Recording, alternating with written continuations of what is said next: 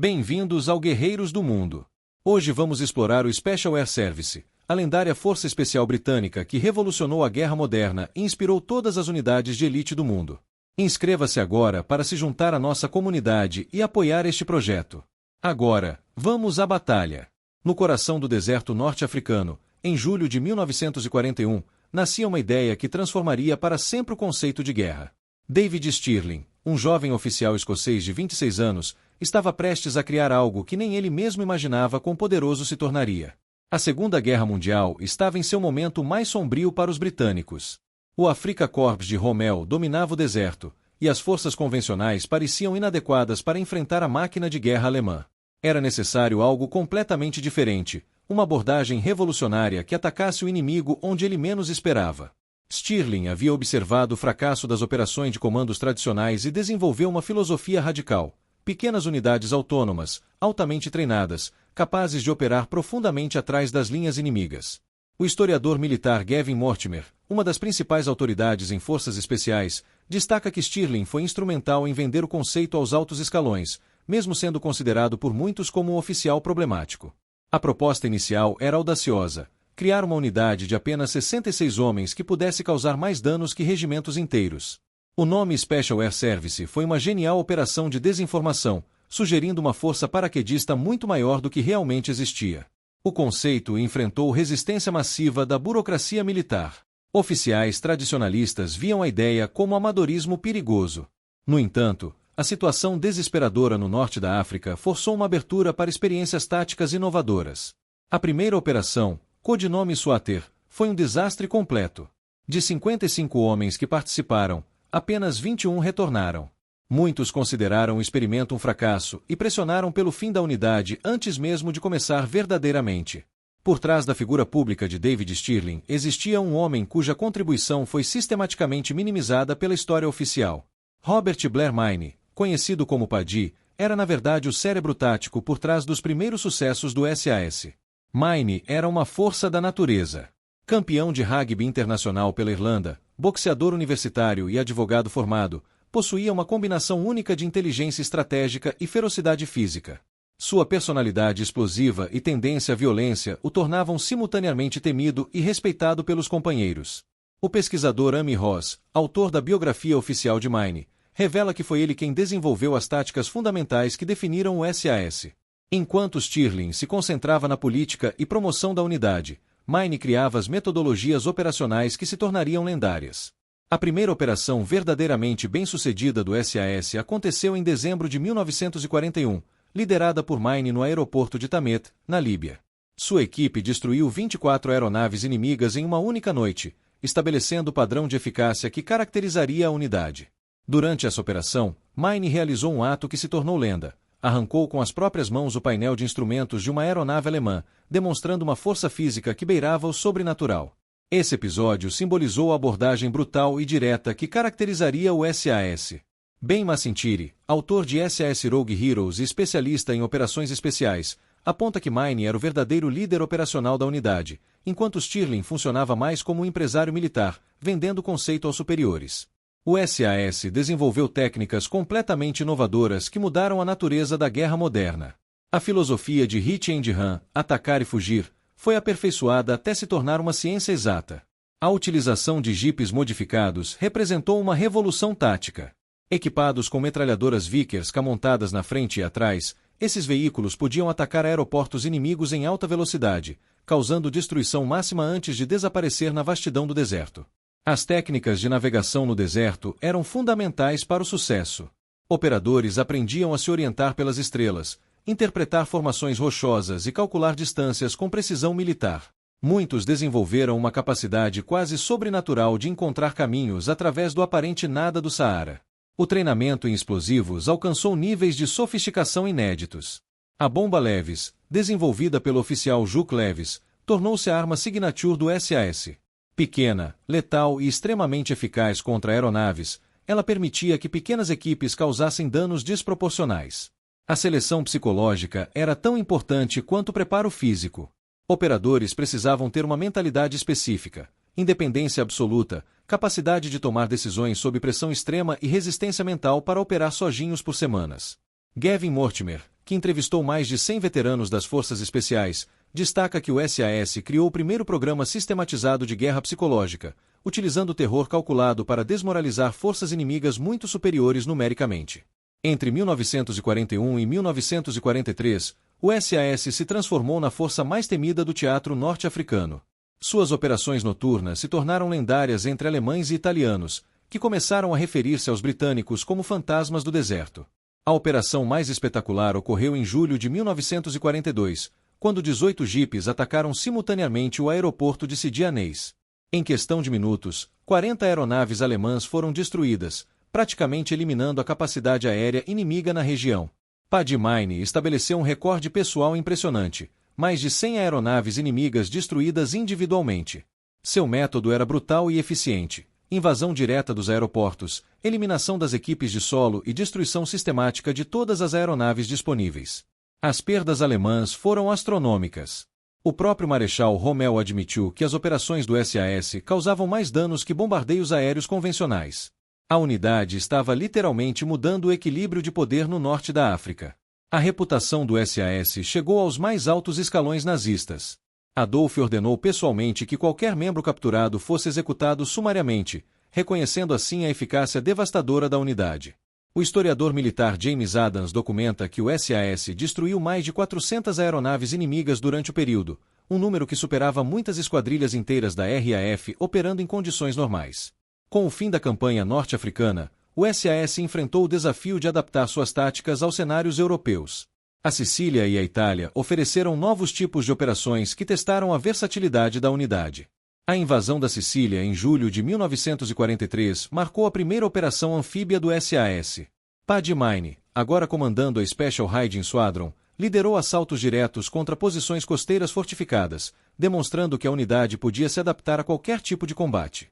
Durante a operação em Augusta, na Sicília, o SAS executou um dos assaltos diurnos mais audaciosos da guerra. Em plena luz do dia, pequenas equipes atacaram instalações portuárias defendidas, capturando 450 prisioneiros e neutralizando 300 inimigos. A adaptação às operações europeias exigiu novas habilidades. Guerrilha urbana, coordenação com grupos de resistência e operações de sabotagem industrial se tornaram especialidades fundamentais. O desembarque na Normandia abriu possibilidades operacionais completamente novas. Equipes do SAS foram lançadas profundamente na França ocupada, trabalhando com a resistência francesa para coordenar sabotagens e preparar o terreno para o avanço aliado. Ben Massintiri destaca que essas operações na França foram fundamentais para o sucesso do dia D, com o SAS causando caos nas linhas de comunicação alemãs e impedindo o reforço das defesas costeiras. Em janeiro de 1943, um evento dramático mudou para sempre a dinâmica do SAS. David Stirling foi capturado durante uma operação na Tunísia, vítima de sua própria imprudência e excesso de confiança. A captura aconteceu devido a uma falha de segurança. Stirling havia falado demais na presença de Theodore Surs, um agente duplo que se passava por oficial britânico. As informações vazadas permitiram que os alemães preparassem uma emboscada perfeita. Com Stirling preso, muitos temiam que o SAS chegasse ao fim. No entanto, a unidade não apenas sobreviveu como prosperou sob liderança de Paddy Mayne. O irlandês provou ser um comandante ainda mais eficaz que o fundador original. Mayne reorganizou completamente a estrutura operacional, criando a Special Hiding Squadron e estabelecendo protocolos mais rigorosos de segurança. Sua abordagem era mais profissional e menos dependente de carisma pessoal. Durante 1943 e 1944, sob comando de Mayne, o SAS alcançou seus maiores sucessos operacionais. A unidade participou de operações cruciais na Sicília, Itália, França e finalmente na própria Alemanha. Gavin Mortimer, em suas pesquisas extensivas, concluiu que o período sob comando de Mayne foi o mais produtivo da história do SAS original, desafiando a narrativa oficial que creditava tudo a Stirling. Em maio de 1980, o SAS executou a operação que o tornaria mundialmente famoso. A Operação Nimrod, o resgate de reféns na embaixada iraniana em Londres, foi transmitida ao vivo para milhões de telespectadores. 6 terroristas árabes iranianos invadiram a embaixada, fazendo 26 reféns. Durante 6 dias, negociadores tentaram resolver a crise pacificamente. Quando os terroristas executaram um refém, a primeira-ministra Margaret Thatcher autorizou a ação do SAS. O assalto durou apenas 17 minutos. Operadores vestidos de preto desceram pelas paredes do edifício, explodiram janelas simultaneamente e eliminaram 5 dos 6 terroristas sem causar baixas entre os reféns. As imagens da operação, com soldados mascarados emergindo de explosões e fumaça, criaram uma iconografia que definiu as forças especiais modernas. O mundo inteiro assistiu ao SAS em ação, estabelecendo um novo padrão para operações antiterrorismo. O sucesso da Operação Nimrod teve consequências profundas. Governos ao redor do mundo começaram a solicitar treinamento do SAS para suas próprias unidades. O número de candidatos para a seleção aumentou exponencialmente. Paradoxalmente, muitos veteranos do SAS consideraram a exposição midiática prejudicial. A unidade perdeu parte de seu anonimato operacional, dificultando futuras operações encobertas. A influência do SAS transcendeu suas próprias operações, estabelecendo-se como Academia Suprema para Forças Especiais Mundiais. Unidades de elite de dezenas de países adotaram metodologias e estruturas organizacionais britânicas. A Delta Force americana foi explicitamente modelada no SAS. Charles Beckett, seu fundador, havia servido como oficial de intercâmbio com o SAS e transplantou diretamente muitas técnicas e filosofias operacionais. Unidades como a GSG-9 alemã, o GIG francês, a Saer-Matal israelense e dezenas de outras organizações especiais implementaram versões adaptadas do modelo SAS em suas próprias culturas militares. O programa de intercâmbio do SAS tornou-se lendário. Oficiais de países aliados passavam meses em Hereford, aprendendo não apenas técnicas, mas absorvendo a mentalidade única que caracterizava a unidade. Damien Lewis, historiador especializado em forças especiais, documenta que veteranos do SAS fundaram empresas militares privadas que hoje operam globalmente, disseminando expertise britânica através de contratos corporativos e governamentais. A seleção do SAS influenciou processos similares mundialmente. O conceito de quebrar candidatos psicologicamente antes de reconstruí-los como operadores de elite foi amplamente copiado e adaptado. Pesquisas históricas recentes desafiaram muitas narrativas tradicionais sobre o SAS. Gavin Mortimer, em sua biografia controversa de David Stirling, revelou que o fundador oficial era mais Fone-Major do que Phantom-Major. Evidências documentais mostram que Stirling frequentemente exagerava seus próprios feitos e minimizava contribuições de outros. Sua captura resultou diretamente de imprudência operacional e excesso de confiança que colocou vidas em risco. A questão da Victoria Cross negada a Paddy Mine permanece uma ferida aberta. Recomendado pessoalmente pelo Marechal Montgomery após uma ação suicidamente corajosa em Oldenburg, Mine teve a condecoração rebaixada para uma 4ª DSO. Campanhas modernas, lideradas por historiadores como Damien Lewis, buscam correção histórica. Documentos revelam preconceito sistemático contra Mine devido às suas origens irlandesas e personalidade explosiva. Alegações de crimes de guerra também emergiram de operações recentes no Afeganistão. Documentos internos sugerem possíveis execuções extrajudiciais durante operações entre 2010 e 2011. A opacidade tradicional do SAS dificulta investigações independentes. Políticas de No Comentem Menkot e isenções de Freedom of Information Act levantam questões sobre transparência democrática. Hoje, mais de 80 anos após sua criação, o SAS permanece como padrão mundial para unidades de operações especiais. Sua influência transcende fronteiras nacionais e gerações militares. A sede em Hereford recebe delegações de forças especiais globais regularmente. Técnicas desenvolvidas durante a Segunda Guerra Mundial ainda formam a base do treinamento contemporâneo. O conceito de Who Dares Wins tornou-se filosofia universal das forças especiais. A ideia de que pequenas unidades altamente treinadas podem alcançar resultados estratégicos desproporcionais domina o pensamento militar moderno. Veteranos do SAS ocupam posições de liderança em organizações militares, de segurança e acadêmicas globalmente. Seu conhecimento continua moldando políticas de defesa e estratégias antiterrorismo. A seleção permanece entre as mais brutais do mundo militar.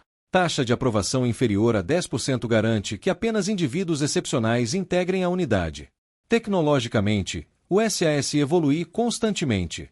Guerra cibernética, operações espaciais e combate urbano futurista são especialidades emergentes que mantêm a unidade na vanguarda da inovação militar. O futuro apresenta desafios únicos. Terrorismo tecnológico, conflitos híbridos e ameaças de inteligência artificial exigem adaptações contínuas em métodos e mentalidade operacional. O Special Air Service representa mais que uma unidade militar. É uma filosofia que revolucionou a guerra moderna.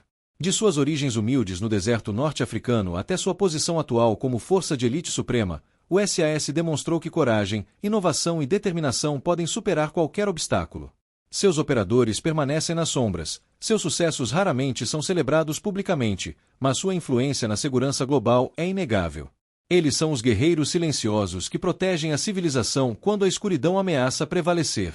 Inscreva-se agora, torne-se membro, ative as notificações, compartilhe este vídeo com seus amigos e deixe um comentário para que possamos comparar nossos conhecimentos e fontes.